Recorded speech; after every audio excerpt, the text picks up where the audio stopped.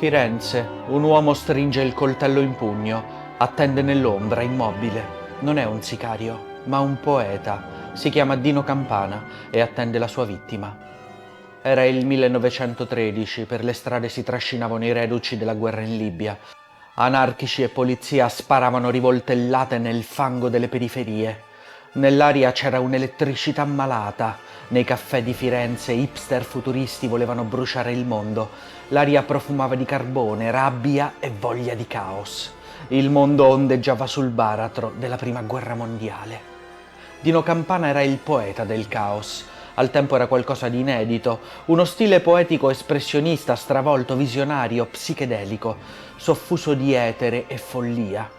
Campana era un grande lettore, i registri delle biblioteche che frequentava riportano i titoli dei libri che leggeva, si interessava di Freud, della psicanalisi, era un lettore di Nietzsche.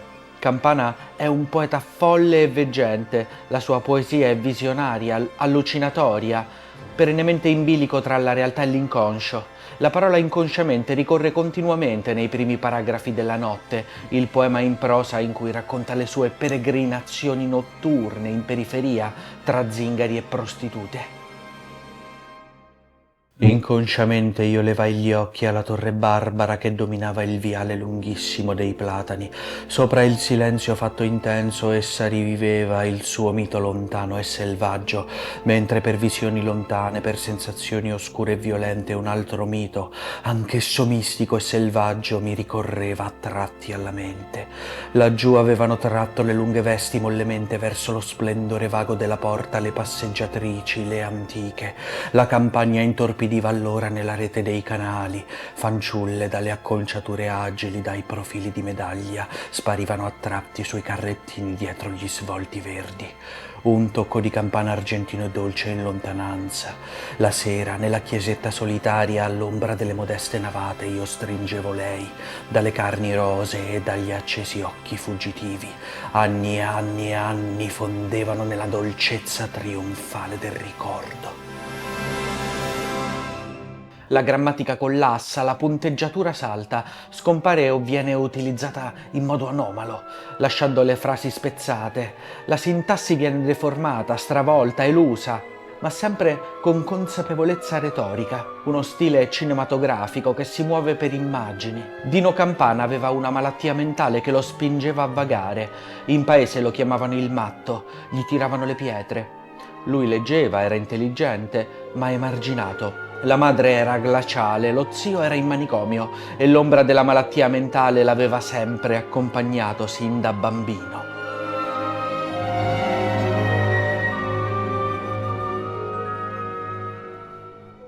Tutto era mistero per la mia fede, la mia vita era tutta un'ansia del segreto delle stelle, tutta un chinarsi sull'abisso. Ero bello di tormento, inquieto, pallido, assetato, errante dietro le larve del mistero. Poi fuggì. Mi persi per il tumulto delle città colossali, vidi le bianche cattedrali levarsi con geri enormi di fede e di sogno con le 1000 punte nel cielo, vidi le Alpi levarsi ancora come più grandi cattedrali e piene delle grandi ombre verdi degli abeti e piene della melodia dei torrenti di cui udivo il canto nascente dall'infinito del sogno. Nella notte si muove tra bar, fiere di paese, bordelli, zingari e cartomanti. Ai confini della campagna una porta incisa di colpi, guardata da una giovane femmina in veste rosa, pallida e grassa, la attrasse, entrai. Un'antica opulenta matrona dal profilo di montone con neri capelli agilmente attorti sulla testa sculturale, barbaramente decorata dall'occhio liquido come da una gemma nera, dagli sfaccettamenti bizzarri sedeva, agitata da grazie infantili che rinascevano con la speranza, traendo essa da un mazzo di carte lunghe untuose strane teorie di regine languenti, re, fanti, armi e cavalieri.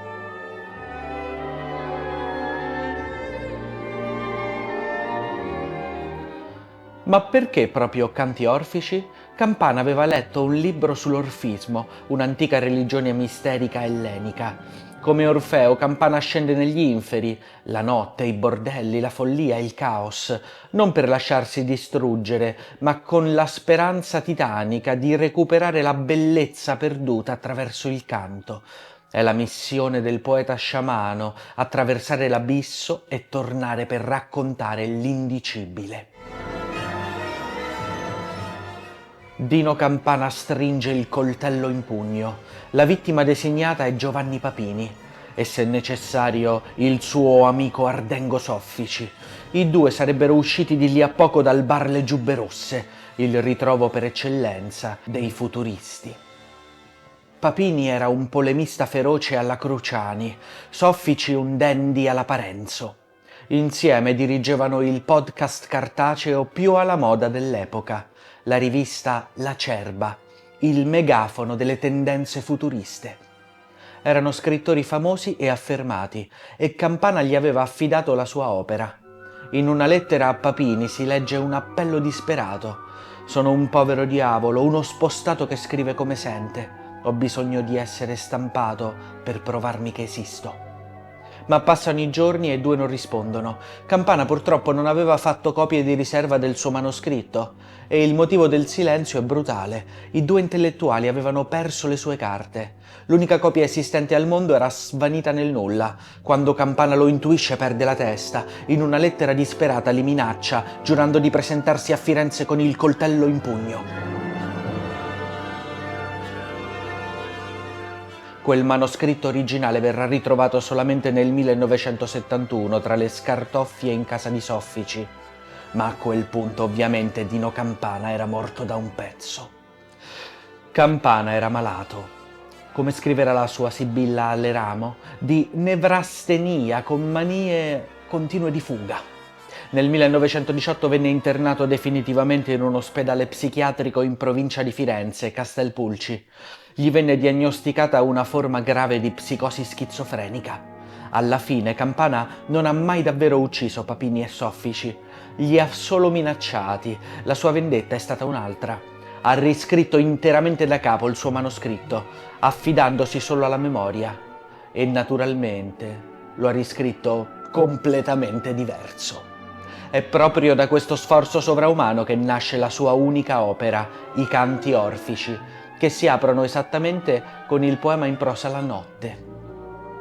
La forma in Campana è l'esatto riflesso del contenuto poetico, profondamente influenzato dall'irrazionalismo di matrice nicciana.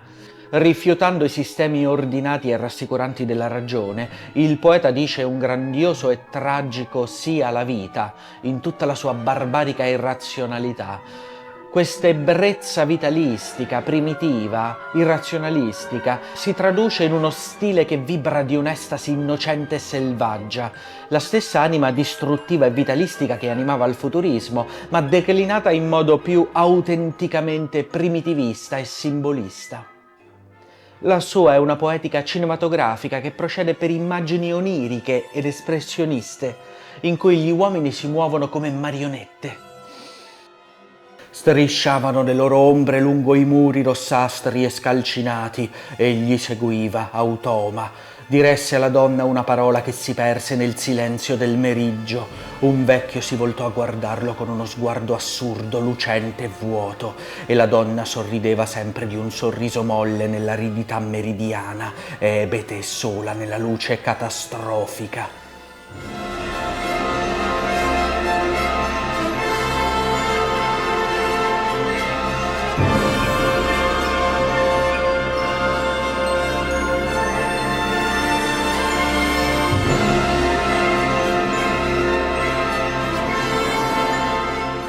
Nella stessa Firenze si muoveva De Chirico e spesso nella poesia di Campana emergono le stesse atmosfere sospese, desolate e inquietanti della pittura metafisica.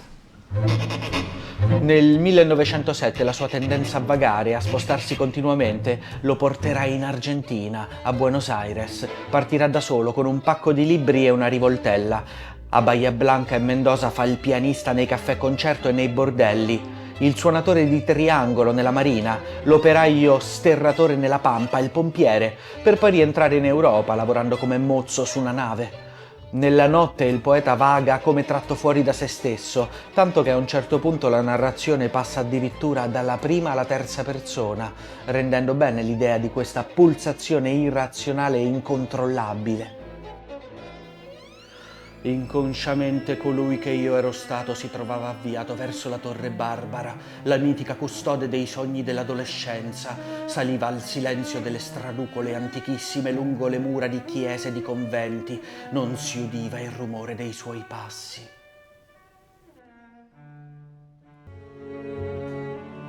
Dopo l'Argentina viaggia ancora, sul Mar Nero, a Odessa, in Ucraina.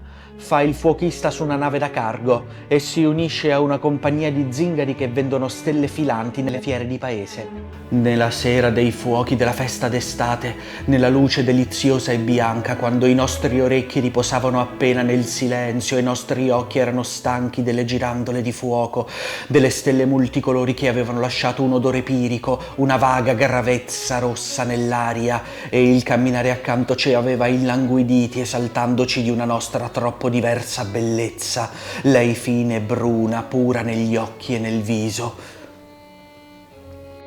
In patria viene di nuovo arrestato e internato all'ospedale San Salvi di Firenze, da cui però fugge.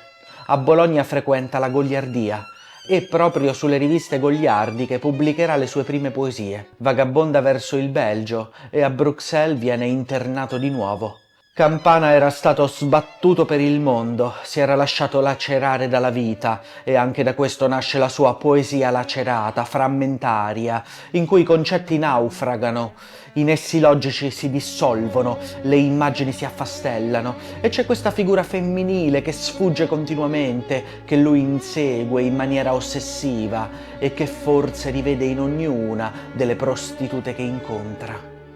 Non so se tra rocce il tuo pallido viso m'apparve, o sorriso di lontananze ignote fosti, la china e burnea fronte fulgente, o giovine suora della Gioconda, o delle primavere spente per i tuoi mitici pallori, o regina adolescente.